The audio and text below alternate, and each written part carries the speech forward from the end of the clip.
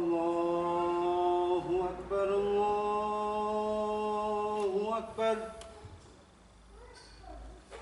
الله أكبر الله أكبر أشهد أن لا إله إلا الله أشهد أن لا إله إلا الله أشهد أن محمدًا رسول الله أشهد أن محمدًا رسول الله حي على الصلاة حي على الصلاة حي على الفلاح حي على الفلاح الله أكبر الله أكبر لا إله إلا الله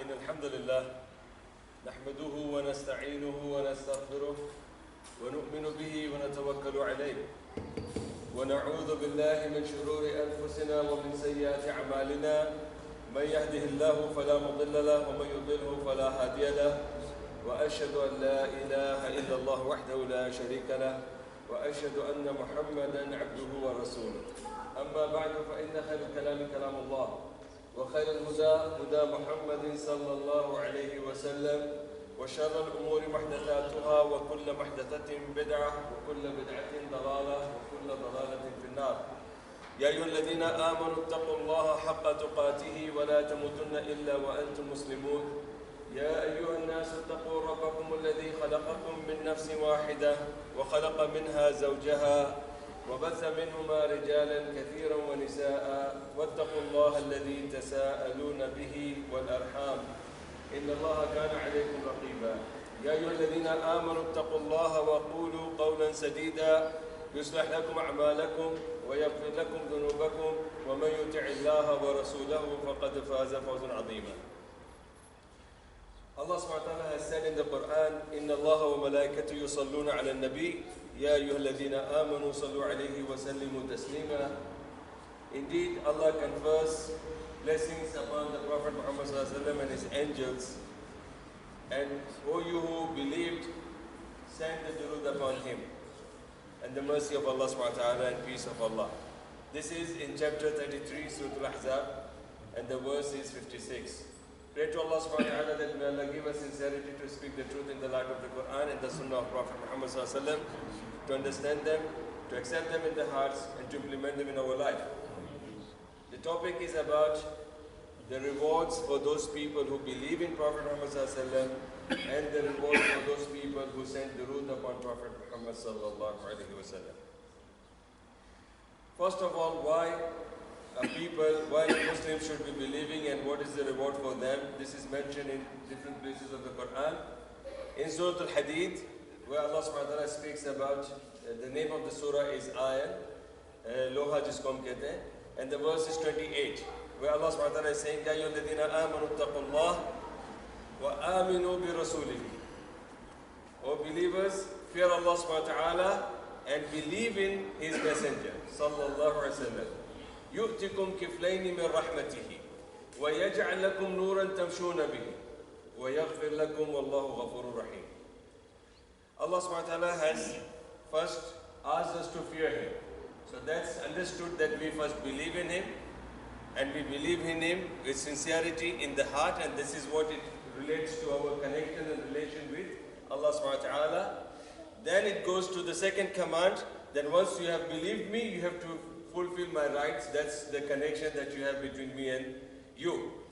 So fear as it should be feared. And we know that in the Quran, Allah subhanahu wa ta'ala has said in Surah Al-Imran chapter 3 verse 101, 2, 3, every Jummah Rasulullah would say, Ya ayyuhalladhina amanu taqullaha haqqa tuqatihi wa la tamutunna illa wa antum muslimun. For believers, fear Allah as He should be feared, and you should not die but as Muslims. So this is, in every Jummah Rasulullah would say and read this ayah from the Quran, quoting from Surah Al-Imran chapter 3, that you have to fear Allah as He should be feared. So this is the first command in this ayah.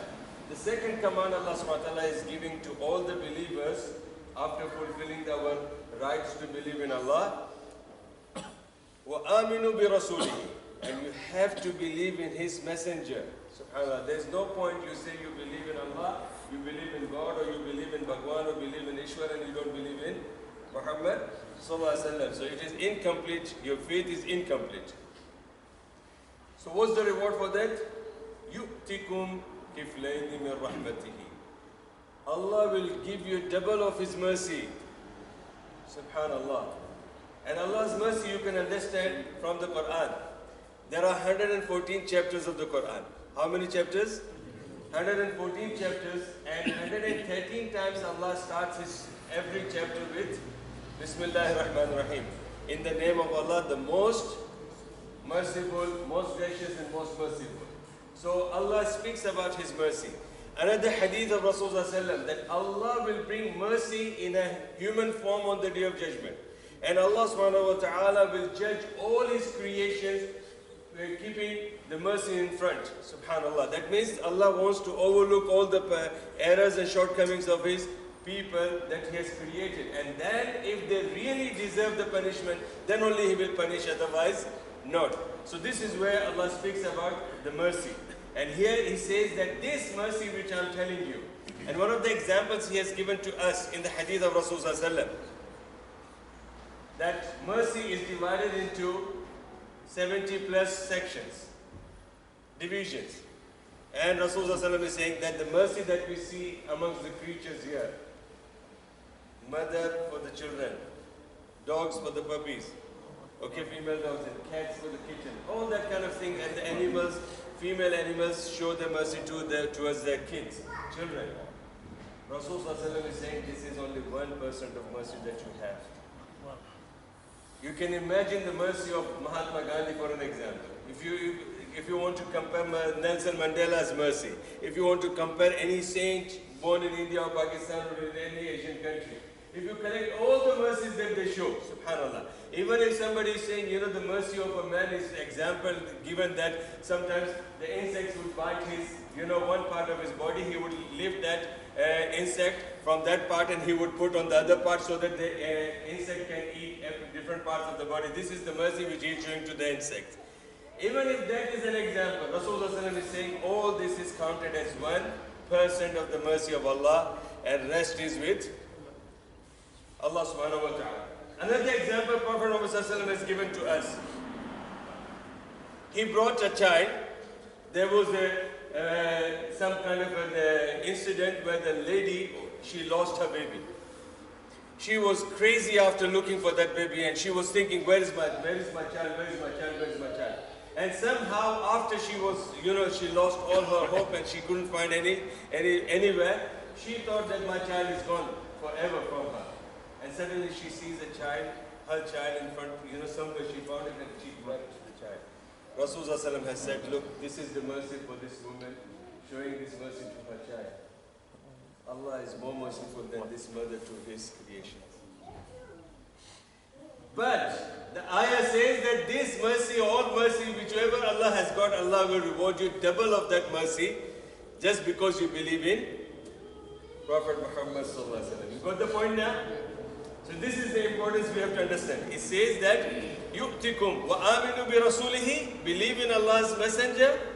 يُؤْتِكُمْ كِفْلَيْنِ مِنْ رَحْمَتِهِ, Allah will give you double of His mercy. وَيَجْعَلْ لَكُمْ نُورًا, and Allah will create special and spiritual light for you. Noor. Tamshuna bihi. Tamshuna bihi. Where? This noor is the noor that you will get in the darkest part of the grave. Subhanallah, for the believers. which will help you to see the angels of you, those who will come to ask you the questions, Munkar and Nakir. This will also help you to live peacefully in the grave where there is no light, no door, no windows, nothing. No sunlight will fall, no, automatic lights like you see in the cars now. You just put your hand behind me below the light and you see the light lights up. All different kinds of color, fancy lights are coming up. You won't get this. This is special spiritual noor you will get in the grave, and there is a place on the Day of Judgment. Subhanallah, all the people will be asked to walk on the bridge, and that bridge will be sharper than the hair, and it will have right side and left side. It will be all fire. Subhanallah, and it will be totally dark. Special noor will merge from the foreheads of the believers. This is the noor Allah has promised us, just because we believed in Prophet Muhammad Sallallahu Alaihi Wasallam. So even those people who curse Prophet Muhammad Sallallahu Alaihi Wasallam, those people who hate Muhammad Sallallahu Alaihi Wasallam, those people who say that we don't know who is he, and they ignore the history. Allah subhanahu wa ta'ala says that الَّذِينَ آتَيْنَاهُمُ الْكِتَابَ يَعْرِفُونَهُ كَمَا يَعْرِفُونَ أَبْنَاءَهُم. That to whom we have given the books, the Jews and the Christians. Maybe today's Christian may not know. Maybe today's Jew may deliberately ignore it. But Allah is saying the people at that time, the people before Prophet Muhammad, the people before Isa, the people before Musa, even Adam alayhi salam, all of them, they knew Prophet Muhammad as good as their own children. Subhanallah. So here Allah says that if you believe in Allah's messenger, the first reward is that Allah will send His mercy in multitude. Second, He will create a special noor for you on the Day of Judgment, where you will be able to cross that bridge peacefully with the light, and you won't fall here and there. وَيَغْفِرْ لَكُمْ. And after that, Allah subhanahu wa ta'ala will judge us, all of us, based on our deeds. But Allah's mercy is so great. Just believing in Prophet Muhammad sallallahu alayhi wa sallam, Allah subhanahu wa ta'ala will forgive all of our sins. So these are the three promises. So that's the reason. First we have to believe in Allah's messenger. Why? Because Allah has said in the Quran. Allah has said in Surah Al-Hadid, verse 28, where Allah is saying that fear me and believe in my messenger, so you'll get three rewards. My mercy will be double for you, and you will get a special noor and light that will help you to pass your test on the Day of Judgment in the darkest time, and Allah will forgive all your sins. Wallahu Ghafurur Rahim. Why? Why all these rewards? Because Allah is oft forgiving and full of mercy. Allah. Surah Hadid and the verses 28. Also, Allah subhanahu wa ta'ala Himself has raised the position of Prophet Muhammad sallallahu alaihi wasallam. It is in Surah Al-Sharh and the verses 4, where He says, وَرَفَعْنَا لَكَ ذِكْرَكَ, and we have raised your position, O Muhammad sallallahu alaihi wasallam. Your position is raised amongst the believers. Another ayah which is in Surah Al-Hijr, verse 72, Allah subhanahu wa ta'ala speaks about the disbelievers and munafiqun, the hypocrites. And Allah says about how they are drowned in their staunch and hatred belief against Prophet Muhammad and Islam and Allah and Rasul Quran. And where Allah subhanahu wa ta'ala is saying this statement, confirming their faith by swearing upon Prophet Muhammad sallallahu alaihi wasallam's name. Allah. And it says, لَعَمْرُكَ إِنَّهُمْ لَفِي سَكْرَتِهِمْ يَعْمَهُونَ.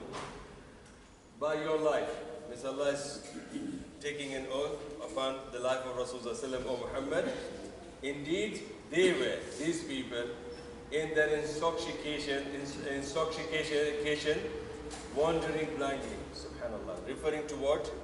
That even if you, O Muhammad, you bring them the whole Quran, you bring them all the miracles, you tell them, you turn the world up and down, but still they will not believe you, because they are intoxicated with their blind following, and they have eyes but they can't see the truth. They have ears, they can't hear the truth. They have heart but they don't understand the truth.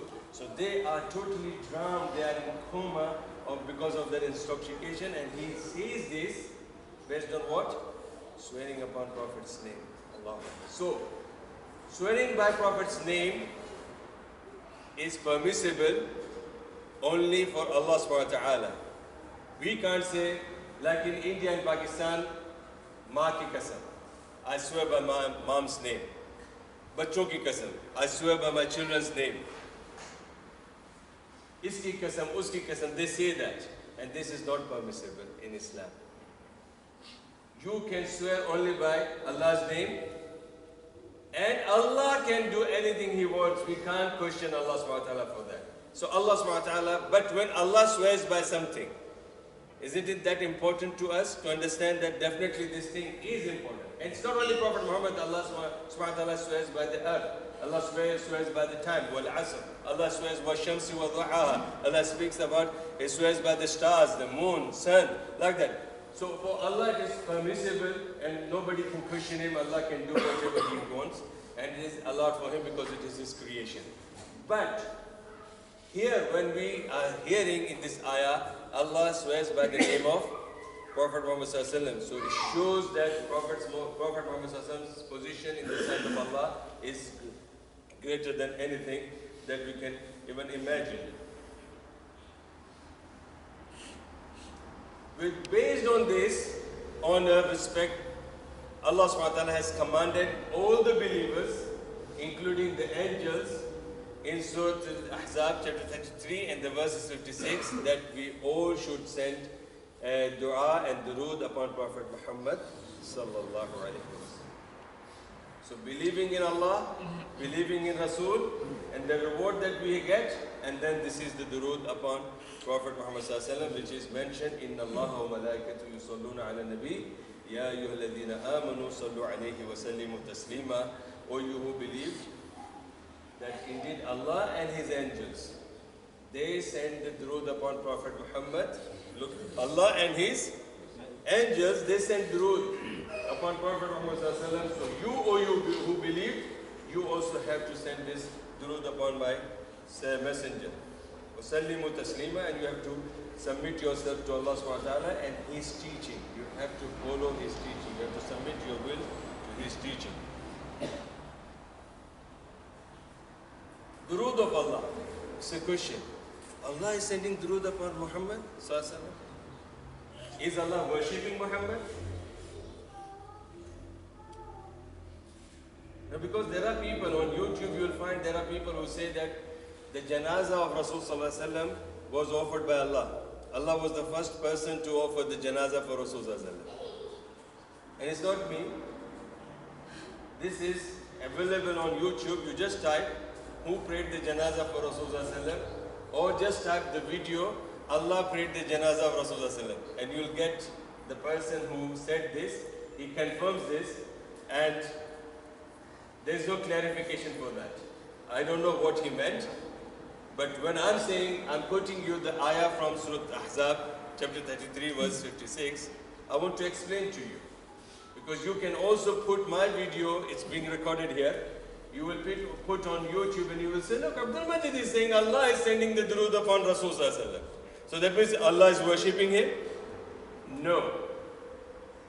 First of all, sending durood upon Rasul sallallahu alaihi wasallam is an act of worship. This is clear. It is an act of worship. For whom? For us. We are worshipping Allah. So whatever commands come from Allah, we have to obey that. And when we obey Allah's command, we are worshipping Allah. One of the commands of Allah is to send durood upon Prophet Muhammad sallallahu alaihi wasallam. And what is durood? Durood is that we are asking Allah subhanahu wa ta'ala to send His mercy and peace upon Prophet Muhammad sallallahu alaihi wasallam. So we are telling Allah, Allah send your mercy and your peace upon Prophet Muhammad sallallahu alaihi wasallam. So who controls peace and mercy? Who controls peace and mercy? Allah. And we are requesting Allah to do that.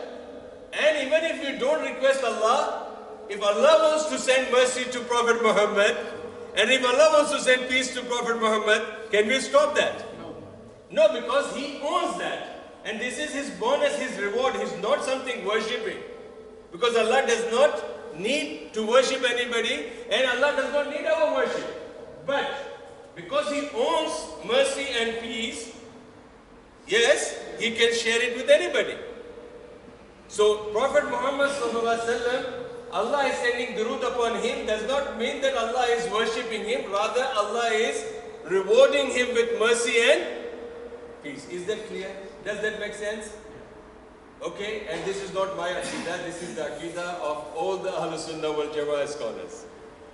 And the consensus of all the Muslim scholars that the durood of Allah to Muhammad sallallahu alaihi wasallam is the bonus and reward and the honor to Prophet Muhammad sallallahu alaihi wasallam, because Allah owns mercy, so He gives His mercy to Prophet. Allah owns peace, so Allah sends peace to Prophet Muhammad sallallahu alaihi wasallam. Is my English clear to you all? So now if you put my video and cut it that Abdul Majid is saying this, you have to put all of it, okay, because the media is very highlighted nowadays. May Allah guide them, because when they die, they will really, the first thing that they will wish, all the people in the media, all the people who speaks against Dr. Zakir Naik, or who speaks against Islam, or who speaks against Muhammad, or who speaks against Quran, all the media people, wallahi I'm telling you, because you know how deep I have studied the Quran and I know how the description of the Day of Judgment will be. The first thing that disbelievers will wish, Allahu Akbar, the first thing that the disbeliever will wish, Allah send us back to the dunya and we will repent and we will be as good, the best believers as we can to prove that what we did was wrong. It will be too late for them.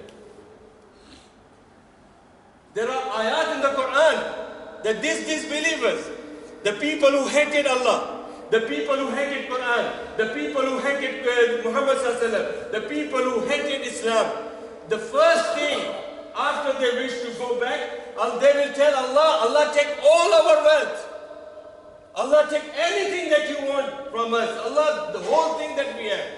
Now this refers to the believer, the people who are, putting tax and putting the prices for the head of Dr. Zakir Naik. 5 million, 50 million, 15 million, like that they say, this is one of the scholars, subhanallah.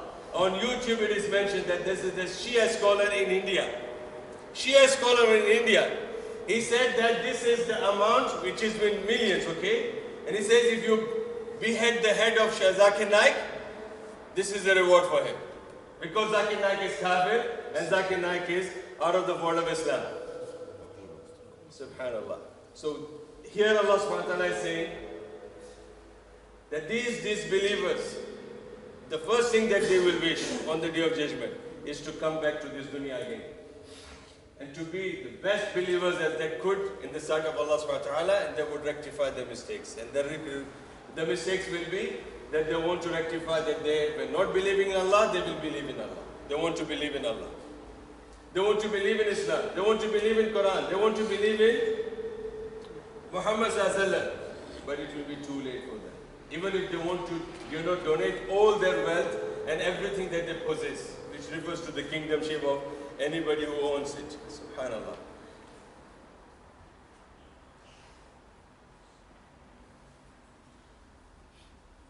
After listening to this ayah, now the question is, what should be the specific words for us to say? When should we say? Because now we all believe, alhamdulillah. That's the reason you people are over here. You are not here to see me, alhamdulillah. I'm not that attractive that you want to just come and see and take a selfie with me. Because you are here, because we are learning Allah, His Rasul, and we are learning that how to increase our iman in belief of Rasul. Yes or no? Yes. Now we also understood that these are the rewards. The reward in this dunya, reward in the akhirah, and reward in Jannah. But the durood is the matter. What is the durood that we should be sending upon Prophet Muhammad sallallahu alaihi wasallam? First question. And can we change the words? No. No. We can't change the word, because once the command comes from Allah, then Allah has to tell us how to do that. And if we do that, we have done the job. We have fulfilled the terms and conditions. But if we put here and there our own things, then it will not be accepted by Allah subhanahu wa ta'ala. And when? When? I'll explain to you in the next part of the khutbah, inshallah. أقول قولي هذا واستغفر الله لي ولكم.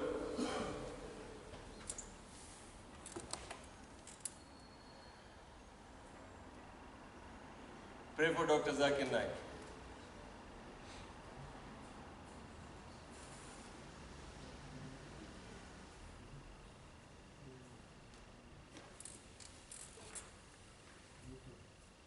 إن الحمد لله نحمده ونصلي على رسوله الكريم أما بعد. After hearing this ayah from the Quran, which surah it is? Surah Al-Ahzab. Come on, I thought you will be keeping it in your chip, in the memory of your head. Surah Al-Ahzab, chapter 33, verse 56. What does it say? It says that Allah and His angels send durood upon Prophet, so you who believe, you also have to send the durood upon Prophet Muhammad sallallahu alaihi wasallam. So remember, chapter 33, verse 56. So immediately after listening to this ayah, the first question raised by the companions of the Prophet Muhammad sallallahu alaihi wasallam. Because the companions of the Prophet sallallahu alaihi wasallam, the best attribute known of them is sami'na wa ata'na. Again, the difference between the true believers and the believers by name is this. Allah subhanahu wa ta'ala has said that the Jews and the Christians of that time, not our Peter and Rob, okay, I'm not referring to them. They are doing the research. Alhamdulillah. But I'm talking about the prophets and the Jews and the Christians of that time. Allah subhanahu wa ta'ala has said that the Jews and the Christians, when they used to receive the revelation from God, through Prophet Moses, through Prophet David, through Prophet Zakaria, Yahya, Isa, anybody. Alayhimus salam. May Allah have mercy upon all of them. The Jews and the Christians had the attribute and attitude, Sami'na, yes, we heard you. We heard you, Musa. We heard you, Isa. We heard you, Jesus. We heard you this. We heard your revelation that you are the messenger, you brought the message from Father. We heard you. But the second thing, وَعَصَيْنَا, but we are known for disobeying. Okay, that this was the attitude mentioned in the Quran. سَمِعْنَا وَعَصَيْنَا. We heard the message from God, but we have the attitude, we will not listen to you. And the difference between them and the true believers, okay, true Muslims, 6 capital letters, M-U-S-L-I-M, not the first M capital, I don't give credit to that. That you will find many walking in the street, M-U-S-L-I, and there are many. I'm talking about the 6 capital letters. This true Muslim, his attitude mentioned in the Quran, and may Allah make us amongst them, that they say, Sami'na wa ata'na. We have heard, and now we will follow. We will obey. We will abide by it. Based on this, the attribute of the Sahaba, when they heard that Allah is commanding you to send durood upon Prophet Muhammad sallallahu alaihi wasallam, when they heard this, the first question they asked him, how to send durood? Teach us. They were Arabs. They can understand. They can use any dua that they want.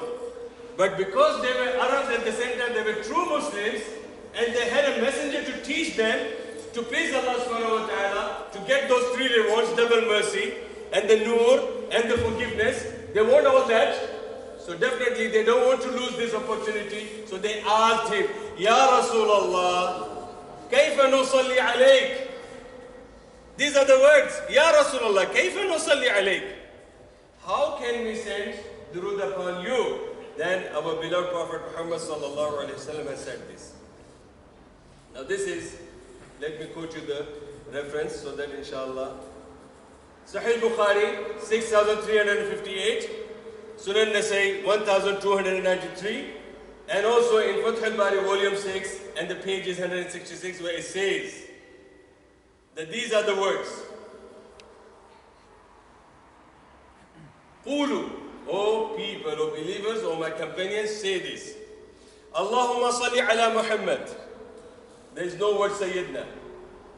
Okay, be careful. Some, mashallah, beloved, people who love Prophet Muhammad and those who are qawwal, they will add so many words in that. So these are the words, you have to stick to that. اللهم صل على محمد وعلى آل محمد كما صليت على إبراهيم وعلى آل إبراهيم إنك حميد مجيد. Allah send durood upon Prophet Muhammad sallallahu alayhi wa sallam. Allah send durood upon children of Muhammad as you have sent the durood and your mercy and blessing and peace upon Ibrahim and his children. So Ibrahim alayhi salam, his children were Ishaq and Ismail, and their children were Yaqub and the other tribes, 12 tribes of Jew. And then amongst them, the family of the Jew, family of Ibrahim, ends with Isa alayhi salam. Ends with Isa alayhi salam. Isa alayhi salam was not Christian, he was a Jew. So and this is the dua for all of them. صل على محمد وعلى آل محمد كما صليت على Ibrahim, as you have sent your mercy and blessings upon Abraham, وعلى آل Ibrahim, and as you have sent the mercy upon the children of Ibrahim. They end with Isa alayhi salatu salam. Why? Innaka Hamid, because you are most praiseworthy, wa Majid, and most kind and humble, and you can say high in your rank, in your mercy, in your good qualities. Majid refers to all the good things. Jayyid. Also, there is another dua, again taught by Rasulullah. So this is the first dua. Allahumma salli ala Muhammad wa ala ali Muhammad kama sallaita ala Ibrahim wa ala ali Ibrahim innaka Hamidum Majid. This is the first dua and the shortest dua in Sunan Darimi. Okay, the shortest dua in Sunan Darimi. The dua when you finish the adhan, after the adhan you say the dua, and then after the dua you are saying this durood. And Imam Ad-Darimi rahmatullah in his Sunan quoted from Rasulullah, the shortest durood that you can send upon Rasulullah sallallahu alayhi wa sallam is, you say sallallahu alayhi wa sallam. This is the shortest. And the longest one is the one I read. This is called Durood Ibrahim. This is called Durood Ibrahim. The shortest is sallallahu alayhi wa sallam, and the longest is Allahumma salli ala Muhammad. Repeat please. Allahumma salli ala Muhammad wa ala ali Muhammad kama sallaita ala Ibrahim wa ala ali Ibrahim innaka Hamidum Majid. So this is the longest one, and the shortest is sallallahu alayhi wa sallam. So these are the words. When could it be said? Could be said all the time, inshallah. But there are specific 3 times. There are specific 3 times. Number 1, as I said, it can be said anytime, which means whenever you hear Prophet's name, you have to say sallallahu alayhi wa sallam. Some fuqaha, they raise the issue. And some are extreme in that, and Uncle Bashir knows to whom I am referring to. They say that in the Jummah khutbah you are not allowed to say that.